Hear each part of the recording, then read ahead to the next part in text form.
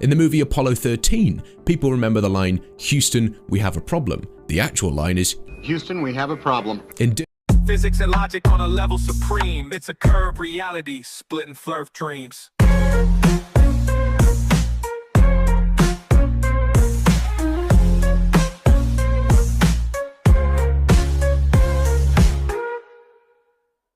Hey folks, how's it going? KC here once again. So this time I'm doing a kind of breakdown and a bit of a debunk on something a little different. Instead of the flare stuff, I'm going to change it up a bit. This is from a channel called BeInspired. And he is kind of doing a rundown on some claims by a Dr.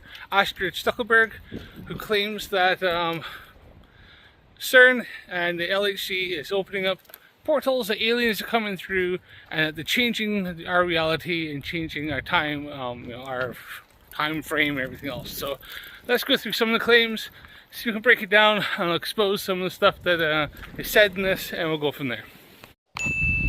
Before I get into it, don't forget to subscribe to the channel if you haven't. Hit that thumbs up. Hit the bell button if you haven't already, so you know when the next videos go up. Let's get into it. They had changed something in the reality. They are disclosing that they are doing all this type of research on wormholes, black holes, change of time and space, officially. Yes, she's talking about CERN. And something strange happened there in November 2009. CERN's director of research, Sergio Bertolucci, made a very interesting statement. This director of CERN says that the Titanic machine may possibly create or discover previously unimagined scientific phenomenon or unknown unknowns. For instance, an extra dimension. Out of this door might come something, or we might send something through it. There would be an open door.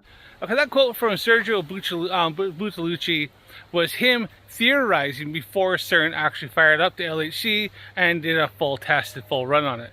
So he was only making some speculations of what he thinks could possibly maybe happen, but yeah, he was just kind of spitballing. It was actually nothing official. It was just simply some offhand comments he was kind of making, going, possibly this maybe could possibly happen. We don't know yet because we've never actually fired up a hadron collider quite this large. That's all it was. He wasn't saying it was going to happen. He was just throwing up some kind of theories and hypotheses. I was thinking what could maybe possibly happen, and I think he was even just being a bit facetious. Just a little side note, what she's reading it from called The Register. While they are known to have factual information about IT technology and stuff like that, the editorial style is kind of based more on British humor, where they use a bit of sarcasm, tongue-in-cheek stuff, and they're known sometimes to have a bit more colorful language and stuff like that, to kind of sensationalize stuff a bit. So while they do have factual information, they are sometimes known to kind of be more tongue-in-cheek, a little bit more sarcastic, and have a bit more colorful language. So this was probably stuff that was said in there that was kind of trying to kind of make it sound a little more spicier, even though we'll give them the facts. And that's just something you have to keep in mind when you're reading stuff like this, is kind of know what kind of editorial style they're using, and what they're how they're kind of writing and working. Are they trying to kind of get readers to kind of keep going and make it sound maybe a little bit more hyper, a bit more better than it actually is. So yeah, they probably left out the whole thing, or she's just cherry picked the part where he was just kind of making some offhanded theoretical guesses and just speculations. But that even with the power of the LHC at his disposal, he would only be able to hold it open a very tiny lapse of time, 10 to 26 seconds. Yes, that's right. You heard her say it. She said 10 to 26 seconds. I listened to this several times. I even had AI assess it, look at it. She said 10 to 26 seconds. Even though on the screen it says 10 to the minus 26 seconds. 10 to the power of minus 26. So really it's not 10 to 26 seconds. It's 10 to put 26 decimal, put decimal place 26 zeros, then 1 0. That's what it is. That's how many seconds. It's 0.26 zeros, 1 0. That's how long it is. Not 10 to 26 seconds, 10 to the power of minus 26 seconds. So why did Dr. Astrid say this? Well, this is quite simple. Dr. Astrid isn't a physicist. She never worked for CERN. She's never been inside of CERN. She doesn't know anybody from CERN. She has no associations with CERN. Dr. Astrid has a PhD in public health, specializing in gerontology, aging, and so there's public health. She's worked for the University of Geneva, and she has done some work for the World Health Organization about public health and stuff. She has absolutely nothing to do with particle physics. She has nothing to do with CERN or anything like this. It's completely out of her wheelhouse. She knows about as much about physics and particle physics as you or I, and I'm a mechanic. She knows probably just as much, maybe a little bit less, because does she really know, about like torque values and freaking yield the torque and all that stuff like that? Probably fucking not. So I may even know a tiny bit more about physics than she does, but that's just my own personal opinion. I could be talking shit, whatever. But yeah, yes, the fact that she cannot read that word correctly, and you could say it's a language barrier. I think she speaks English well enough. Somebody who has a PhD and stuff like that should at least be able to read 10 to minus 26 seconds. Not hard. Even if she said 10 to power of minus 26 seconds, or 10 to minus 26 to the power of. It's not that hard. I don't think it's a language barrier. But so right away, that makes you severely question on her credibility and what she knows about this stuff. Remember, she's never worked for CERN. She doesn't know anything about CERN. She doesn't know anybody who works for CERN. But even though she makes claims, but we'll get into that in a little bit. But during that infinitesimal amount of time, we will be able to peer into this open door, either by getting something out of it or sending something into it. Just to give you an idea, because you said peer into this door, that's faster than the fucking speed of light. Okay, 10 to the minus 26 seconds, light couldn't even pass through that gap. That's so fucking fast. So how can you peer into some door that light couldn't even pass? And obviously our eyes need to receive photons of light to see things. That's fucking stupid. You can't peer into anything. That's just fucking ridiculous. Not passing anything through there. Nothing's going through a gap that fucking small. That's stupid. Of course, adds Bertolucci, after this tiny moment the door would again shut, bringing us back to our normal four-dimensional world. This is Dr. Astrid Stuckelberger, a Swiss scientist who spent decades in research and worked with major institutions in Geneva, with access to a lot of internal information. In recent years, she decided to start speaking publicly about things that take a lot of courage to say out loud. Just to reiterate, Dr. Stuckelberger has never worked for CERN. She's got a PhD in public health. She's speaking out, and I looked into this little thing. Her backstory is that apparently she was at a dinner in somewhere, I think in South America, Brazil or something. No record. Never existed. There's no record to show this dinner ever happened. She apparently talks to two physicists from CERN. No record, nobody has ever said. She's never named them, she never said who they were like that. She's just making this claim. And she says that they told her about this, okay? So apparently it's her story about a dinner that never happened, and there's no record of it ever happening. Nobody's ever spoken about it, nobody's ever mentioned this dinner. About two physicists that nobody's ever met, nobody's ever seen, that don't exist, that have told her a story that that never happened. She's talking shit.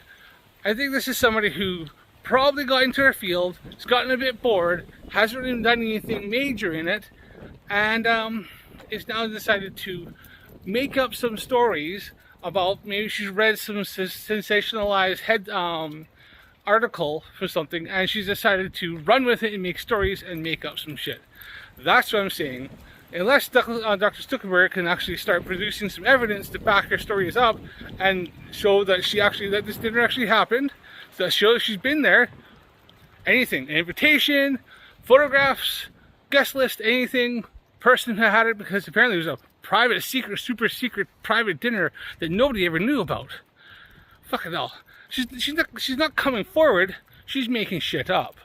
In this video, You'll hear some things that may shake your worldview. I think she revealed more than she should have. Watch this. She invited me to see everybody and put me at the table of two physicists from the CERN, one in Geneva, one in Portugal, because there are many other mini CERNs. It's not just Geneva. Once again, she's talking shit. That's not a picture from this dinner. Those aren't the physicists. Because there's no pictures to say that, I've looked this up. There's no pictures that actually said that she's at this dinner. Making bull crap up. And there's not many other CERNs. There's only one CERN, because CERN is that facility. There are other hydrogen colliders, but CERN is CERN, right? It's that particular site and facility. There are other countries that have their own hydrogen colliders. There was supposed to be one that was supposed to be a really big one, even bigger than the one that's in Switzerland. That was supposed to be in Texas, but it never actually happened. And they're actually looking at making a bigger one. And I think Russia's making one. Don't quote me on that one there, but I think I heard something about that. But allegedly, see how I'm saying, like, think, but look it up.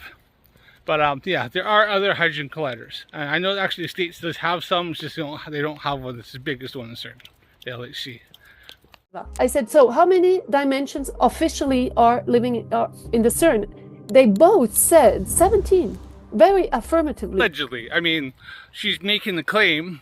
She's never shown any evidence to prove this. Like I said, there's still nothing saying that she actually went to this. There's no proof that she actually spoke to anybody from CERN. Nobody from CERN says they've even spoken to her, knows her. So this is just her story. The best she's got is trust you, bro. That's it. Not good enough. I need to see tangible evidence, empirical evidence. Come on, Miss PhD. Where is the evidence? She'll bring forth the evidence. She doesn't have any of this. She never has. She's been telling the story for years.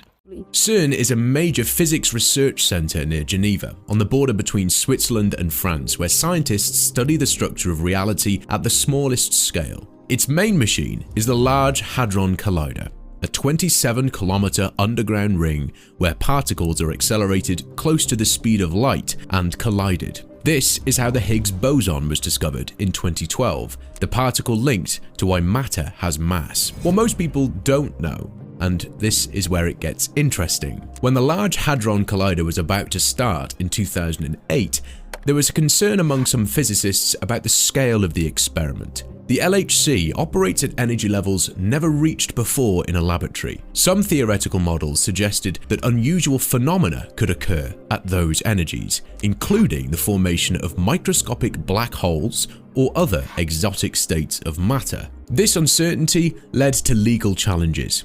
In 2008, a lawsuit was filed in a US court asking for the LHC to be stopped. The case was dismissed because the court had no jurisdiction over CERN. Yes, in 2008, there was a physicist named Walter Wagner that launched a lawsuit because he was concerned about the LHC. But he wasn't like a physicist. He was trained as a physicist, but he's more of an independent scientist. He didn't work with any big companies or big laboratories.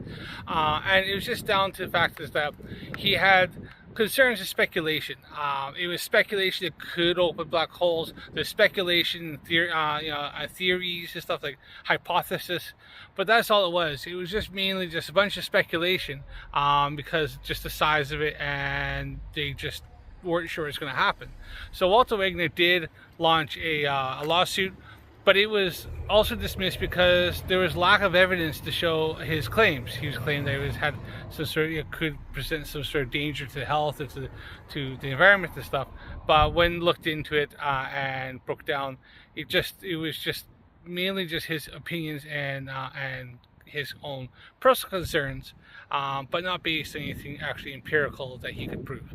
So it was dismissed due to lack of evidence. Kind of like Mikey Smith with the CSA thing, right? The decision was appealed and dismissed again. Between 2008 and 2010, similar complaints were filed in European courts. None of them stopped the experiments. Yeah, those appeals were made by some like kind of like the reporters report on like technology stuff like that. They also had kind of concerns like that, so they the same thing as Wagner. So they tried to launch it, but once again, there was lack of evidence of any credibility to the claims or the concerns, and so it was dismissed because simply the fact is that they didn't have enough solid science or empirical evidence to show this. It was just, once again, theories, fringe theories that were put out, and they were just running off that instead of actually having any solid evidence of proof or something that would actually bring up that could bring real tangible concerns to the LHC being fired up. Remember, LHC was fired up in 2009. So. The legal decisions did not assess whether the experiments were safe. They only established that the courts could not intervene. As a result, the LHC was switched on. That's not entirely true. The courts actually simply looked at the evidence that was presented, and there wasn't enough evidence presented that was based in kind of real tangible, solid science to show that there was any danger. Let's say it was just down to speculation. And so the courts are going to stop something when there wasn't anything actually concrete and solid. So that was pretty much what it was. Remember, it wasn't CERN's duty to prove that it was safe. They already said it was safe. It was the other parties to prove that it wasn't safe. And they couldn't do that. So they didn't have the science, they didn't have the evidence, they didn't have the tests. So it went forward due to the fact that they didn't have anything that would constitute real concern. From that point on, humanity began running experiments that recreate conditions similar to those that existed shortly after the Big Bang. And that's just a small detail. Watch this. They said about 2018 there was a bang. Actually, one of the critics is that they had changed something in the reality, and that they had changed time, space, and they opened other realities. And isn't it at that time that Marvel started to do a lot of movies on multi-dimensional Doctor Strange? Yes, the multiverse. Doctor actually doesn't know that Doctor Strange has been around a lot longer, since 2018, right? I mean, and a lot of times those movies, they start filming while the script is written, sometimes years before the movie's actually made. And they start filming normally years or so beforehand, before it actually comes out in theaters. So how is this the fact that that script is pretty already written, it's already pretty in the works, they're already doing pretty casting, all that stuff was already set before all this happened. Like, fucking, I don't work in Hollywood, but even I know this shit. This is fucking basic shit. Like, just fucking do even like 5 minutes of research on how movies are made. Like, holy shit. All she did is grasping at straws because she's trying to have some sort of relevance in this friggin' conspiracy theory friggin' realm. Dr. Astrid actually hasn't even worked at a university or taught or done anything since 2020. All she's really doing now is that she's literally just been going around to different podcasts and different things, doing making these same claims, putting out all this stuff on all this conspiracy theory stuff, and that's it. She's just doing the circles in the conspiracy theory realm, and actually isn't even working in public health anymore. Remember, she is simply a PhD in public health and old age. That's it. She's not a physicist. She has never worked in this field. She knows nothing about it. Yep. Yeah, multiverse. Yes, I know, this kind of information is hard to process. It doesn't fit into how we normally understand reality. And what makes this more disturbing is that there are a lot of real-world examples that lines up with what Dr. Astrid is describing. Something that happened and that still has no clear explanation. I'm going to show you one example that might leave you speechless. I really don't understand how that happened, but maybe you know. Back to what I wanted to show you. In 2009, Fiona Broome was the first to notice something strange. Large groups of people were sharing the same memories, and those memories didn't match reality. Not isolated mistakes, but collective ones. She later called this the Mandela effect. I'm sure you already heard of it. The timing is interesting because it's exactly the same period when the Large Hadron Collider was being switched on and tested. The term the Mandela effect was coined by that person back in 2009. The phenomenon of false memories on a wide scale and people remembering different things or false information, or like just things being remembered incorrectly, has been studied since 1970s. This is an effect that's been going on for decades and decades before this was even coined the Mandela effect. So it's not something that was new, that suddenly happened in 2009. This has been going on since probably even the earlier 1970s, but it was being studied in the 1970s. So once again, this is simply just cherry picking and making false assumptions without actually doing any kind of research into this. The first beam circulated in 2008, and the first major collisions happened in 2009. Two completely different things happening at the same time. On one side, the largest physics experiment in history begins operating, and on the other, people start noticing that their shared memories don't line up with recorded reality. It may be nothing. It may be coincidence, but the overlap in timing is hard to ignore, and that's why this connection keeps coming up again and again.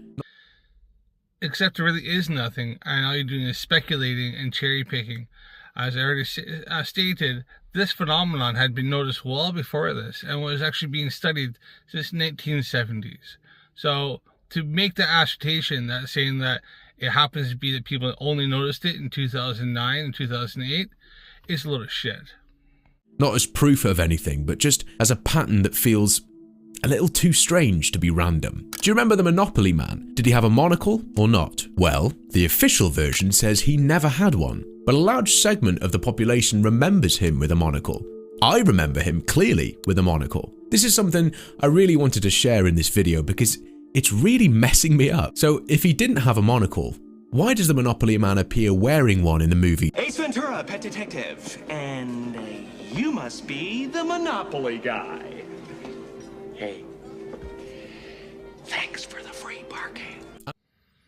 That was simply a case of them just simply playing into a common stereotype and something that a lot of people thought.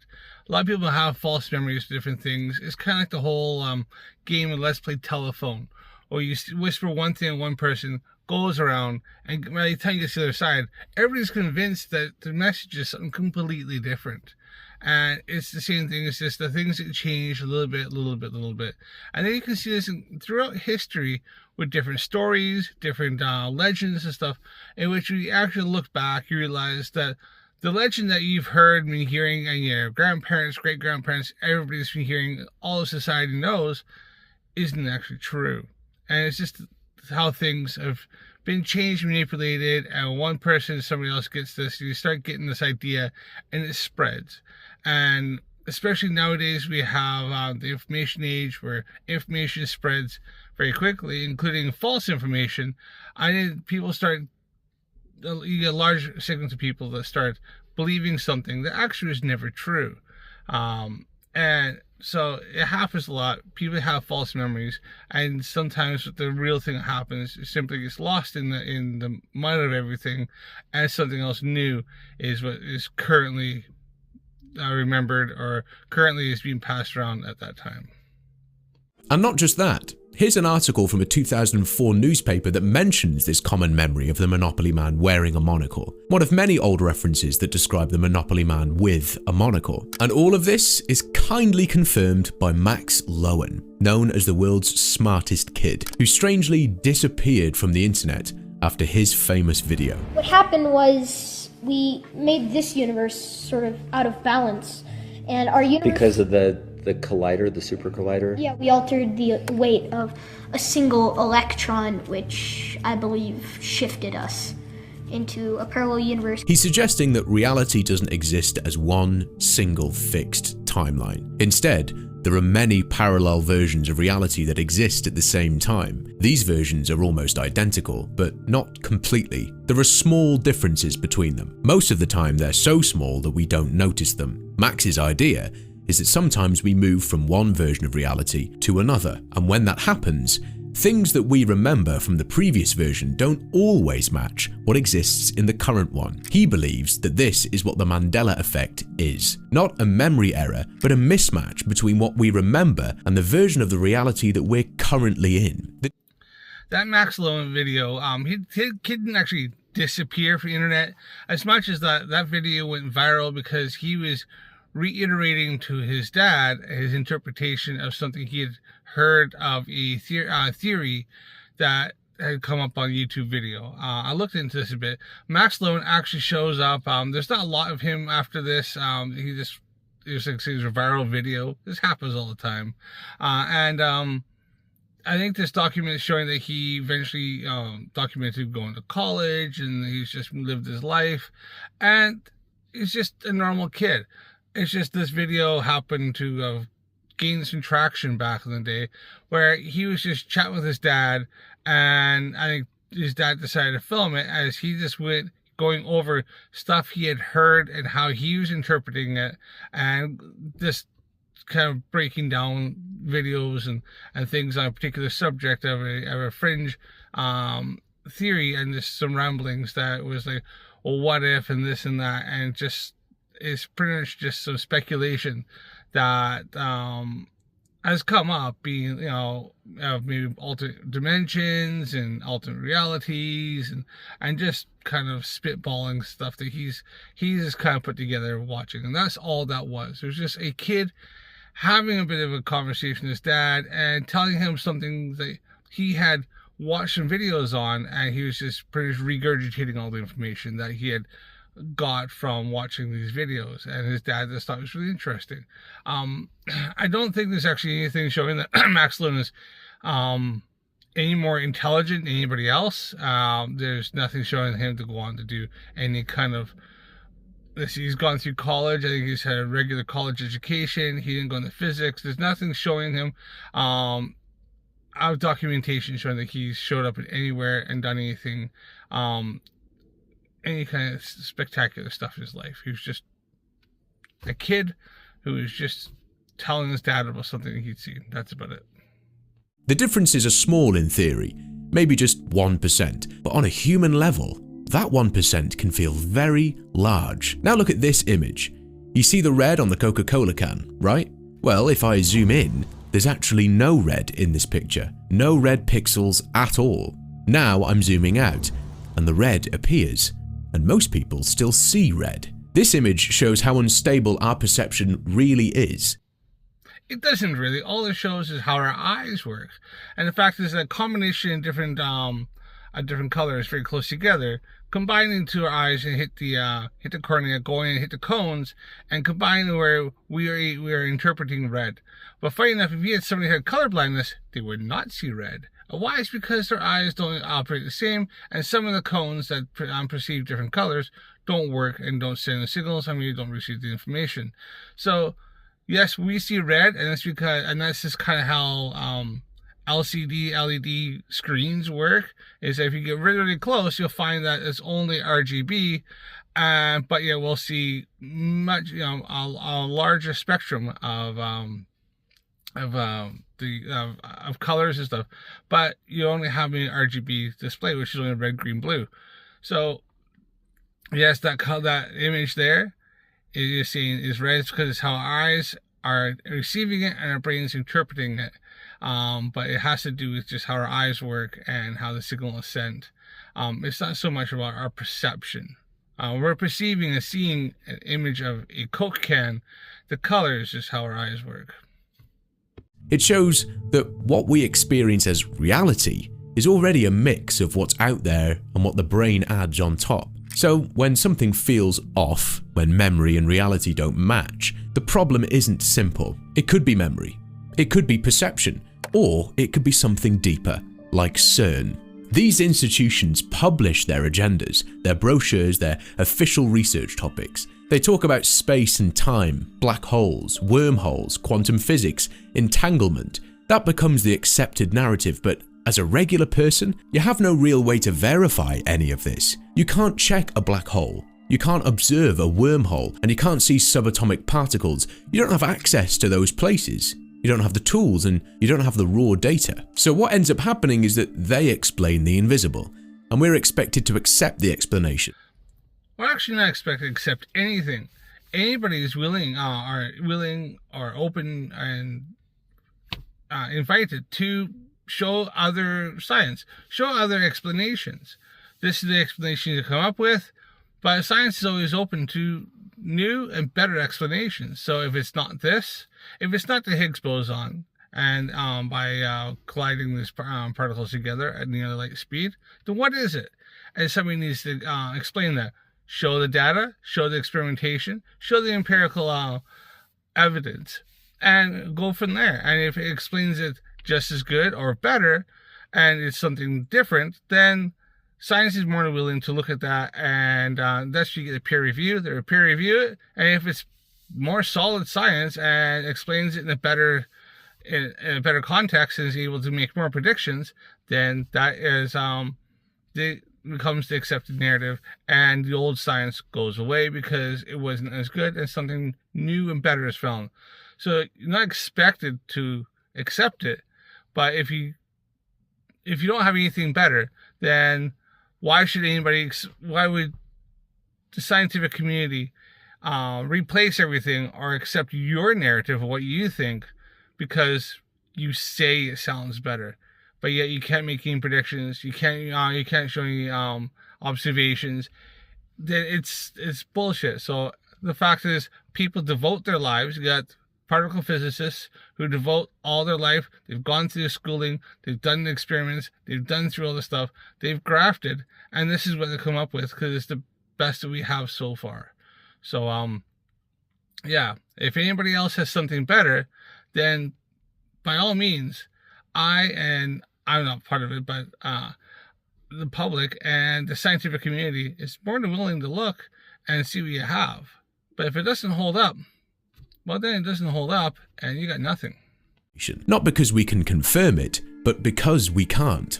Not because it's necessarily wrong, but because it's structurally impossible for most people to verify. That creates a gap between what is happening and what can be independently checked, and that gap is where trust replaces verification.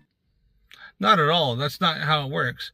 They got something called peer review, and if you ever looked into the peer review process, it's fucking brutal. Like, it'll even come down to if you put a scientific paper out about an experiment and observation and something has changed, and you have commas in the wrong place, I's, if your grammar isn't quite right, they reject that shit. Like, scientists literally will try to find anything and everything to pick apart something if it doesn't fit, doesn't go in. And that's because they want to make sure it is so solid. Every single thing is absolutely spot on where it should be. And I kind of think sometimes scientists get off a little bit on this, like, pretty much just tearing down other scientists' work. I think they get a little bit of a rush or high out of it. I don't know. I've watched a few, and I've talked to one or two, and I've watched quite a few talk about that, and they go, yeah, like, the peer review process, they're not looking to try to confirm everything. They're looking to try to falsify everything. The greatest power science has is falsification of a hypothesis. So, yeah, they're not trying to push this thing on, and it is independently verified. Like, you do an experiment, you put it out there, other scientists will go independently and either confirm or falsify your observations and your conclusions. Like, almost every single experiment out there has been independently verified. Like I said before, the LHC is not the only hydrogen collider. It's the biggest, but it's not the only one. And there's other ones in the building more. And like I said, other physicists who know this stuff, they'll look over all the data, all the points, everything they have. And if they find something wrong, then it's rejected. But if everything stands up and the community goes, yeah, we can't find anything wrong with this, it's solid, well, then it's accepted. But that's after it's already been independently verified and independently gone over and scrutinized. Now they want to do a collidron loop. Yep. It is 27 kilometers, and now they want to do 91 kilometers. They say it's not enough. We have to just get the collision between the subatomic particles. Okay, we can imagine that it's correct, that it's possible, but how can we verify anything? It's very puzzling. So the question naturally becomes, why there? Why was CERN built near Geneva? Easy. There's already a facility there, and all they did is just built under it and expanded it. They already had part of the infrastructure there. There was already some experiments going on there.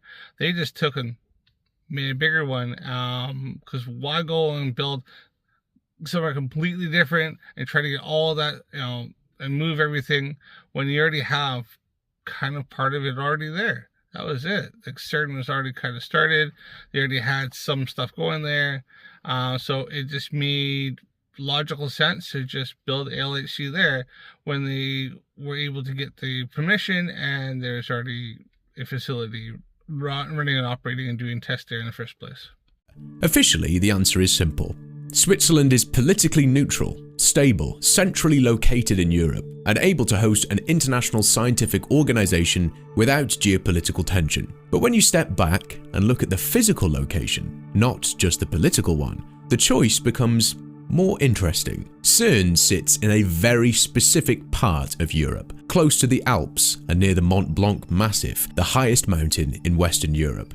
This is one of the most geologically complex and active regions on the continent. Mont Blanc is not just a mountain, it's a massive geological structure sitting on top of deep fault systems, tectonic pressure zones, and complex rock formations. Gee, this sounds like a place you wouldn't actually want to build there if you didn't have a choice. Like I said before, there's already a facility there. They're already doing some experimentation, and they just expanded upon what was already there. I'm pretty sure if CERN or whoever built that actually had a choice, they probably would have built it a lot more easier place that it didn't seem have complex rock and fault lines. Like, that kind of seems like a probably a place you wouldn't want to be, building an underground facility that's like, 700 feet under the surface of the earth. That kind of seems counterintuitive, don't you think? Yeah, like I said, only because it made sense, because there already was something there, the infrastructure was already in place, and they just expanded upon it. Researchers in geophysics and geobiology have pointed out for years that large mountain ranges are associated with unusual natural phenomena, natural electric currents in the ground, variations in the Earth's electromagnetic field, and strong mechanical stress in certain minerals like quartz, which can produce electric effects under pressure. Now, yeah, well, I'd have to kind of see exactly a paper on that to show that. There could be some mountain ranges, especially if they have a high mineral rate of metals and stuff like iron ore or different elements like that, could possibly affect the magnetic field. Being that, like I say, if you have a compass, maybe it could be drawn towards the mountain if it has a if you're kind of close and has a high content of iron and stuff in it. But yeah, I don't think that makes absolutely no sense. And as for quartz generating electric current under pressure, yeah, you have to kind of apply a pressure to it, and it's only a very small amount of electricity that quartz actually generates. But it's actually quite a bit. It's not constant pressure you have to have on. It has to be. It had to hit it, and quartz actually is used in a car in sensors like knock sensors and stuff. Actually uses quartz, and it happens knock sensor. If it hits if it hit a certain vibration, it actually has some pressure. And it hits the pressure on it. It causes a small, generates a small electric voltage, and that's why the knock sensor knows if your car is knocking or not. But I digress. So. Yeah, I would think under that quartz under the ground, what kind of pressure is actually on, how much is it, and is the crystalline in the quartz actually aligned correctly, because you also have to have that to generate any kind of electric current. And even then, it's only going to be very, very tiny, very, very minimal, right? I never heard of anybody walk along touching a piece of quartz or coming across a piece of quartz in the ground and being electrocuted. That's never happened. So yeah, I think that's just cherry picking a little bit. Yeah, there are some places that may have high elements of different like elemental metals and stuff in the ground, but that could maybe affect a tiny bit of a magnetic field, or could cause, like I said, maybe a compass to vary from pointing true north and stuff like that. But compasses are very sensitive to magnetic fields, and you can look at my other previous videos in which I show how even with me holding a magnet very, very far away and spinning it in my hand or above, it was still picking up the compass is still picking up a magnetic field and is able to spin it and make it work and stuff like that, because it's just kind of how they're designed, right? The Earth's magnetic field naturally, well, does go around us and stuff like that. It's not like it's affecting metal. It's not like we're having things slide towards the north or south pole, depending on how they're whatever polarity they are. So yeah, it has to be very sensitive, very minute magnetic field on a local level. Now, there's no official story for that, of course, but it does raise a reasonable question. If you were going to build a machine that pushes matter and energy to their limits, wouldn't you want to place it somewhere that's already geologically stable, structurally strong, and capable of supporting massive underground installations? Then there's the deeper layer, the one that humans have been pointing at for thousands of years. When people talk about energy grids, they usually point to the same strange pattern. The most important structures in human history don't seem to be placed randomly. The Great Pyramid of Giza sits in a very precise position on the planet and is aligned with true north with extreme accuracy. Stonehenge was built to line up with the solstices. Machu Picchu was placed on a ridge between major fault lines and important astronomical lines. Angkor Wat mirrors the movement of the sun during the equinoxes. Teotihuacan was built on a precise geometric layout that matches solar and stellar cycles. These places weren't chosen by accident. Yes, ancient cultures aligned a lot of things with celestial bodies and their movements. That's kind of, some even worship stuff like the sun and the moon and different things you see in the sky. Not all of those line up perfectly all the time. Like if you look, there are some different structures in the world that they know lined up at a particular thing further back, that did line up maybe on the sun or the moon or certain constellations at certain one point, but they don't anymore because our celestial bodies over thousands of years do actually move a little bit. Some things move faster, some things don't. So yeah, there is a place in Ireland called Newgrange. It's about 5,000 years old. It's a Neolithic monument, and it lines up that on the winter solstice that there's a box above the entrance that shoots down and lights up a whole kind of cavern. Now back 5,000 years ago, it lit up better than it does now. Because the precession of the earth, that structure is actually slightly off, and while it is fairly close still, because the precession of the earth is still precessing, and eventually you'll get to the point where that won't work anymore, and then as the earth precesses over thousands of years, it'll start to line up again if that structure is still around. But this just shows that while some things did line up better then, because a lot of ancient cultures and stuff did put a lot into and build for the sun and the moon, especially the solstice and the winter solstice, summer solstice, like Stonehenge.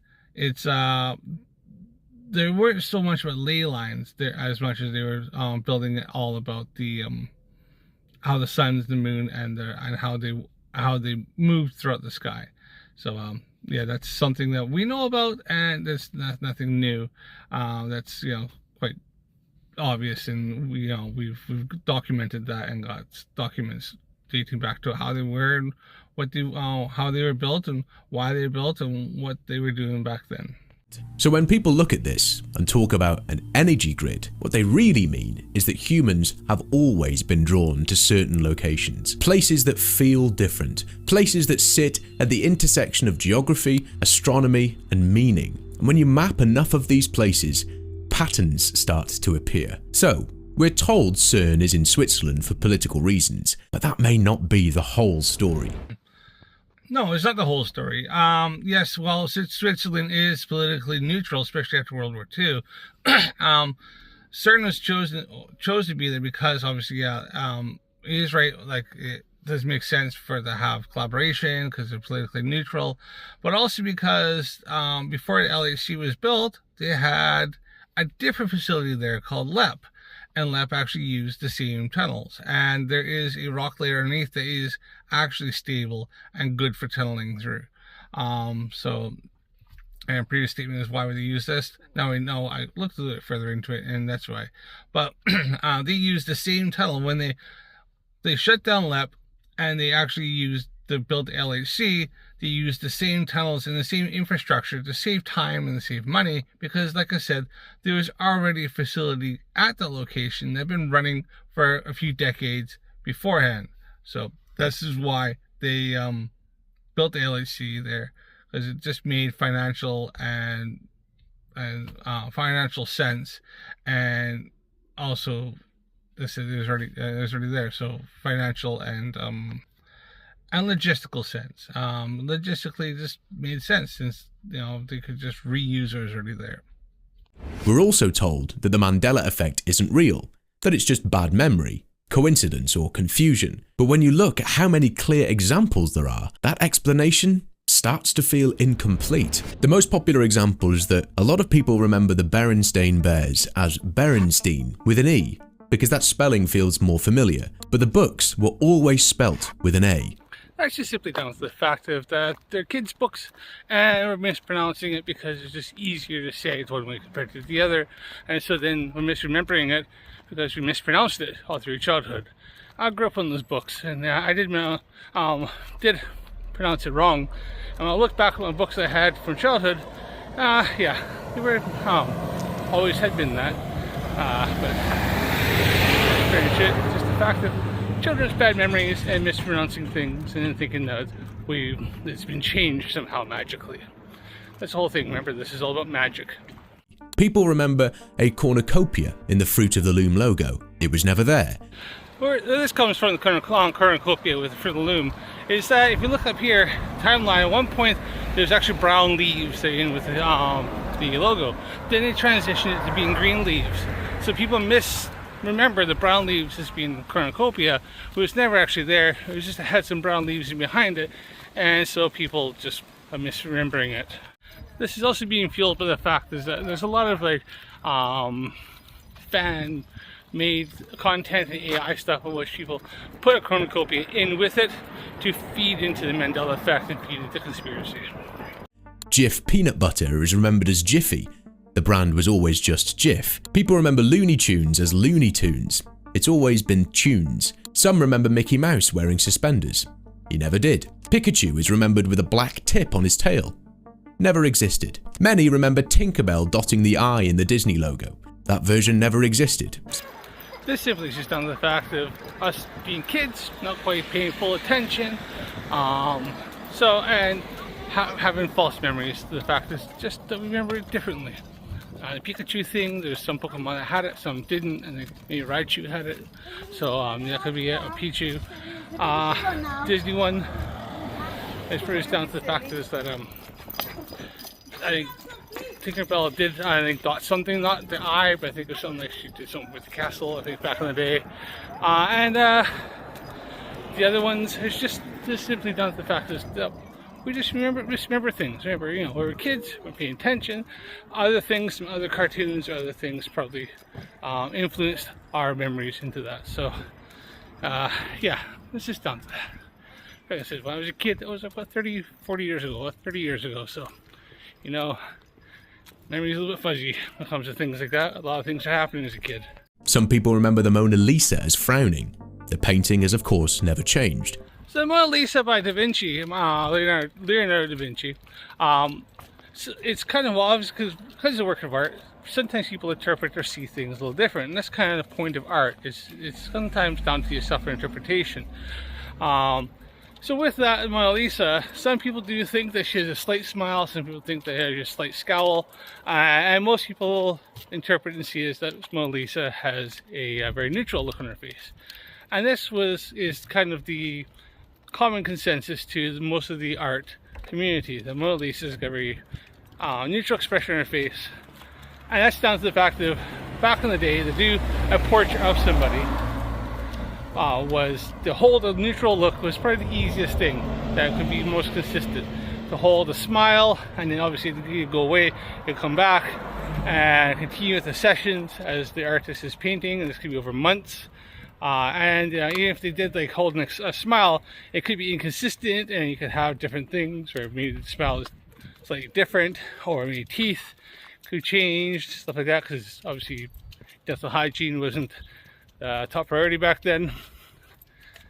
So the neutral expression, and this is very common of the time for portraits of people back then, commissions, is to have a very neutral look on their face, as it could be easiest to keep and hold for hours on end. And if you don't know, the Mona Lisa was actually a commission that was done by Da Vinci, but he actually never delivered it. They believe it's a woman of some sort of higher status. I can't remember if they say if it's a wife of a noble in Italy, or a sister or something like that. But yeah, the story goes is that he painted it, and then he took payment for it, but he actually never delivered it. And as he moved around Europe and different places Da Vinci was in, he took it with him until eventually he passed away, which then was found part of his collection, and now it sits in the Louvre in Paris, France. So, but the whole thing about it being a Mandela effect, that's a lot of shite. It's just simply down to how people sometimes look and interpret art, and like I said, some people see that Mona Lisa has a slightly different expression depending on how you see art. That's about it. Ed McMahon is remembered delivering giant checks for Publishers Clearing House. He never did. Many swear there was a movie called Shazam with Sinbad as a genie. There wasn't. Well, the Ed McMahon thing, that's just simply people kind of melding two things together. Publishers Clearing House did do the big check thing and do prizes, but there was also one called American Family Publishers, who also, around the same time in the 80s, delivered prize checks and prizes and mail and stuff very, very similar to Publishers Clearing House. And Ed McMahon did work for them. Here's the thing there. And sometimes he did do some prize, like delivered the prizes and stuff on occasion. But he did a lot of advertising and stuff. So what happened is that people obviously melded kind of two together because around the same time the things happened. You got Publishers Clearing House, American Family Publishers, and Publishers Clearing House never corrected it because he gave them free publicity, and they're getting publicity people thinking that Ed McMahon is delivering checks. So they just rode that and just went for it because, well, free publicity, why not, right? So this is kind of where it came from. And then you got some pop culture stuff that just kind of jumped on that and kind of played up to it, and so it just kind of added fuel to the misconception. Yeah. As for the thing, well, a lot of people think that Sinbad played something, and it was actually Shaq who played a genie. I've seen the film when I was a kid back in the 90s. And even Sinbad's come out and several times adamantly denied that he ever played that the thing doesn't happen. And what you'll see normally is that people have took and done some fan fiction stuff and made tape covers to look like Shaq has been on them, or they've done some AI stuff or some video manipulation to make it look like Shaq was in a film. But it never happened, doesn't exist. It's just, once again, it's one of those things where people are misconstruing two different things. I don't know if Sinbad played something kind of sort of close, or just remembering Shaq and Sinbad being out and being kind of popular in the 90s at the same time, and putting two and two together. People remember Darth Vader saying, "Luke, I am your father." The line is different.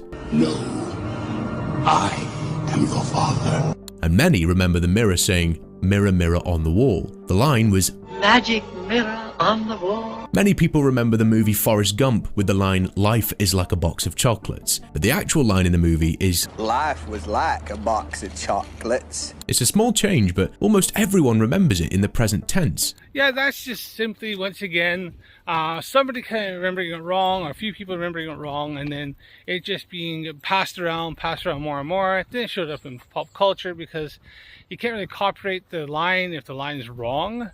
So it just got perpetuated more and more. So the whole "Luke, I am your father" compared to "No, I am your father." I think right before that he does say his name or something like that. The whole "life is like a box of chocolates" life was like a box of chocolates. I think that's just, yeah, it's just little things, but it's just how people, because it kind of probably makes more sense to more people to say life is like instead of was like. And then Mirror Mirror on the Wall instead of Magic Mirror on the Wall. Remember, that's a very, very old film. Most kids watch it, and probably just in the excitement of listening to it, Magic Mirror on the Wall compared to Mirror Mirror on the Wall sounds very similar. So it's probably just not quite listening and just mishearing something, a word, and it just being perpetuated once again, because a lot of people hear that and it kind of sounds like it maybe makes more sense. And instead of actually looking into it. So once again, it's just simply people not quite listening. Remember, it's the whole movie, everything's going, and and sometimes people don't always listen to every single little word. So and then you kind of make things up. It's like song lyrics, right? How many times have you listened to a song, and then when you look at the lyrics, you actually bring it up on Google and you go, "Holy crap! I've been singing it wrong this whole time." It happens, right? I used to, I've done that several times. Just we mishear shit, People and then people just fill in the blanks to whatever makes sense to them. In The Silence of the Lambs, people clearly remember Hannibal Lecter saying, "Hello, Clarice." That exact line is never spoken in the film. Good morning. In Star Trek, fans often quote, "Beam me up, Scotty," but that line has never been said in that way in the original series. Beam me up, Mr. Spock. Beam me up. Lock on transporters. Beam us up. Let's get really Silence of the Lambs. I mean, he says Clarice a lot of different times. And so it's probably just melding it together, him saying hello, and saying hello, Clarice. He does actually say her name quite a bit of times. As for the Star Trek one, yeah, beam me up, Scotty. I think there is a line a few times where he says, "Mr. Scott, lock on, beam us up," but not specifically beam me up, Scotty. So it's just kind of being very, very particular that exact line in that way was never said, but he. Did he ever refer to Mr. Scott and say, "Mr. Scott, trying to beat us up"? Probably was said a few times, or something to the context. So it's probably just people, all different things. I think how long was the first Star Trek on, and how many times you say beat him up. It's probably just people just, putting things together. In Risky Business, people remember Tom Cruise wearing sunglasses during the famous dance scene. In the actual scene, he's not wearing sunglasses. In Disney's The Little Mermaid, many people remember Ariel having a shiny silver seashell bra. In reality, it's purple. In the original Star Wars trilogy, many people remember C-3PO as completely gold, but one of his legs is actually silver. In the movie Apollo 13, people remember the line, "Houston, we have a problem." The actual line is, "Houston, we have a problem." I mean, the Ariel thing, I've always remember her having a purple bra, not shiny. As for the other ones, the Risky Business and stuff like that, he did wear sunglasses quite a bit. Did he wear it in the one scene? I don't remember him actually. Yes or no, I have seen it when I was younger. The Houston one, the Apollo 13. What was that? Let's play this one more time again. It sounds like the exact same line he said that people remember them seeing. Remember him saying. What do you think? Let's listen again.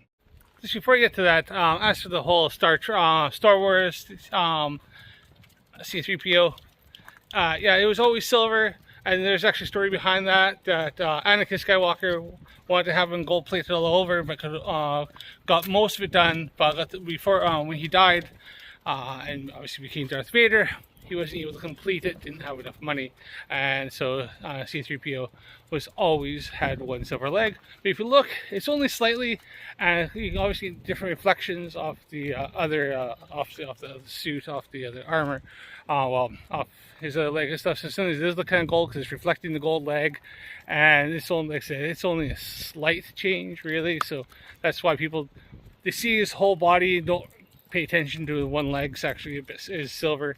And people just remember being all gold since the rest of C-3PO is gold. So that's all that really is. Let's listen to that line again. The one he says people say they remember hearing, and then he plays the clip from the movie. To me, it sounds exactly the same because it fucking is. So let's go. In the movie Apollo 13, people remember the line, "Houston, we have a problem." The actual line is, "Houston, we have a problem." So you hear that? So people remember them saying, "Houston, we have a problem." And the actual movie is, "Houston, we have a problem." Unless he's thinking like there was a slight pause, but is he being that freaking particular? Like, okay, people remember them saying, "Houston, we have a problem." In the movie they say, "Houston, we have a problem." Let's have one more listen. That's exactly what people remember, because that's what the fucking line was. Good job. In the movie Apollo 13, people remember the line, "Houston, we have a problem." The actual line is, Houston, we have a problem. Dude, that isn't a Mandela effect. That's exactly what the fucking line was. Oh, holy shit. I mean, did you not listen to this? You just play? I mean, yeah, that's what the line was. Houston, we have a problem. Holy fuck. Dude, that's not a Mandela effect. That's people remembering what the line was. Alright, let's continue on. Oh, fucking hell. In Dirty Harry, the famous line is remembered as, "Do you feel lucky, punk?" But the actual dialogue is different. Do I feel lucky? Well, do you, punk? In children's books, many people remember Curious George having a tail. He never had one. In The Wizard of Oz, many people remember the Wicked Witch saying, "Fly, my pretties, fly." She actually says something slightly different. Now fly! Fly! In the Flintstones, many people remember the name as the Flintstones without the second T. The real name has always been the Flintstones. Yeah, because Flynn... What's a fucking Flintstone? But Flintstone is actually a type of stone. Flint is the stone you strike together that makes sparks you can light fires with. So yeah, that makes sense. Why it would be the Flintstones, not the Flintstones? Who thought it was the Flintstones? Like, fuck, that makes absolutely no sense whatsoever. Fucking hell, people. And the other ones, I mean, yeah, whatever. Okay, I'm not gonna pick on every single one. In The Lion King, people remember Simba saying, "Remember who you are," in a different scene and context than it actually happens. Yes, everybody knows Mufasa's ghost from like the heavens is the one who tells Simba to remember who he is, remember who you are, because Simba had forgot who he was, that he was actually the rightful king of the of the Serengeti. So that, why would Simba himself say remember who you are? Nobody remembers Simba ever saying remember who you are. Not in the first one. That was always his father Mufasa to tell him to get his ass back out there and claim his rightful throne. Fucking nobody believes it. Nobody remembers that. He's just making shit up now. In the song We Are the Champions by Queen, people remember the song ending with "of the world." The studio version does not include that final line. In Aladdin, many people remember the genie saying, "I'm trapped in a lamp," in a specific scene that never happened. The end of the We Are the Champions is Queen. Everybody just adds that. It's just become a pop culture thing.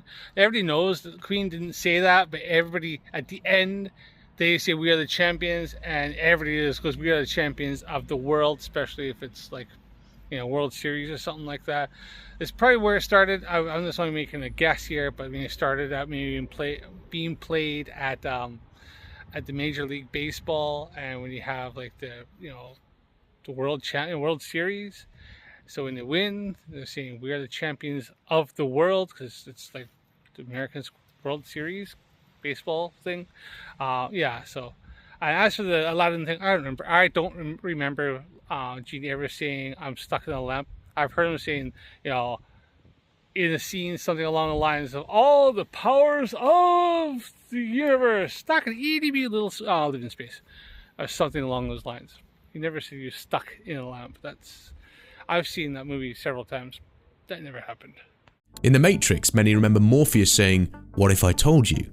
That line never appears that way in the film. In Jurassic Park, people remember the T-Rex breaking through the fence from a flat surface that shouldn't logically allow it, a memory mismatch caused by how the scene is edited. Alright, so the Jurassic Park one is mainly down to this editing. So it's not people are remembering it wrong, it's the fact that editing made it appear to look a certain way.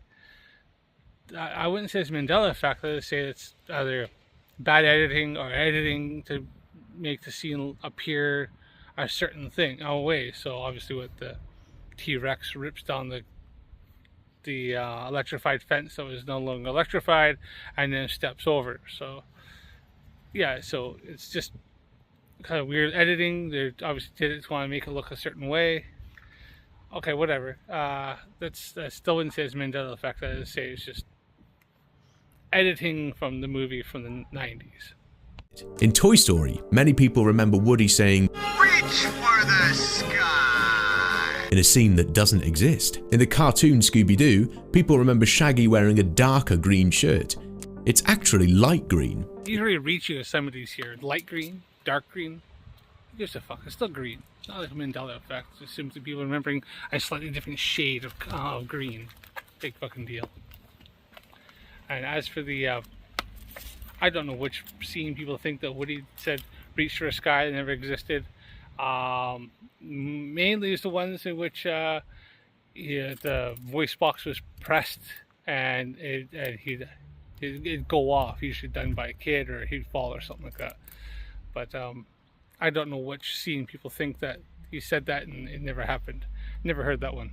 In Indiana Jones, many people remember the fedora scene differently than it actually plays out. In The Jungle Book, people remember Baloo wearing a coconut bra disguise. That never happened. In Tom and Jerry, many people remember Tom talking regularly.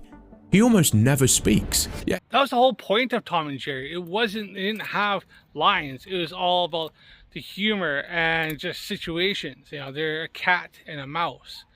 That was very rarely would he would speak, if at all. I think only later on, in later cartoons, did Tom and Jerry actually speak, and not the original ones. When it was relaunched, mainly the speaking was done by Tom's owner, which is usually only seen like from the just below the waist down because he's a cat. So I don't understand. Tom and Jerry. The whole point of the original series when it was first out was that there was no lines. It was just it was situational humor. So I don't know who's remembering that, unless you're remembering that this is the relaunch. But then that's a relaunch. I wouldn't. That's a separate cartoon based on Tom and Jerry, really. Yes, I know this kind of stuff messes with your head a little. There are way more examples than we could fit in one video. I'm really curious what you remember and what you don't. Let me know in the comments. So, that's it for today. Again, I'm not here to tell you what to think or what to believe. I'm just showing you another way of looking at things. If any of this caught your attention, do your own research. Look into it yourself. You might end up seeing things a little differently. I'm Josh. See you next time. Take care. Yeah, when you do the actual research, you realize most of it is just bullshit anyways. So Josh, maybe do a bit better research. Because you fucked up there a few times there, like when you said that the Apollo 13 line, everybody remembered it a certain way, and then you played it the exact same way people remember it. Like, holy, come on, mate. And some of those you were really reaching. I mean, a shade of a shirt. I mean, come on, is that really a Mandela effect? Dude, come on. Like, shit, you're really stretching there. And as for the whole thing of Dr. Astrid, she's a grifter. She's stopped working in her field about 6-7 years ago. She wasn't actually making really much progress. She was doing like she was a doctor of public health and specializing in old age, and she had an issue with some of the COVID vaccines apparently, and that's what got her where she lost her tenure because she was speaking out and having issues. Which is funny because she's not an immunologist. She doesn't work in that field. That was never her field. So she was once again out of her lane. She was speaking about something that maybe she didn't know the full facts about. I think she had seen some sort of report and just and didn't actually read it all, and then just ran with it and like just kind of lost instead of actually looking at the full study, in which it didn't say what she thought it said. So I think I think she was already kind of on her way out by that point there, but that's about it. So yeah, this is a little different. This is the flare stuff I do. I thought I was trying to see if I could find other things. I might do some more because there's actually a second part of this in which you reached into those things, and there's some other people he talked about and some really dodgy people that he was actually referring to, saying they have information, but we look into them. There's some dodgy backgrounds there that I wouldn't say that they're credible sources. But yeah, thanks for watching. Don't forget to subscribe to my channel. Hit that like button. Hit the thumbs up. Comment down below. What do you think? Do you think I'm spot on here? Do you think I'm out of my lane? Do you think I'm out of context? Or did you enjoy this, or should I keep doing my flare stuff? I know we do a lot of stuff on Mikey Smith and other people. But let me know. If you like these, I'll do some more. I'll look more into other conspiracy theories or other fringe things and see what else I can come up with. But thanks for watching. Remember, people, Earth's definitely a globe. Space is real, but don't forget, stay curious. I'll see you again. Thanks for watching. Where's the baby food?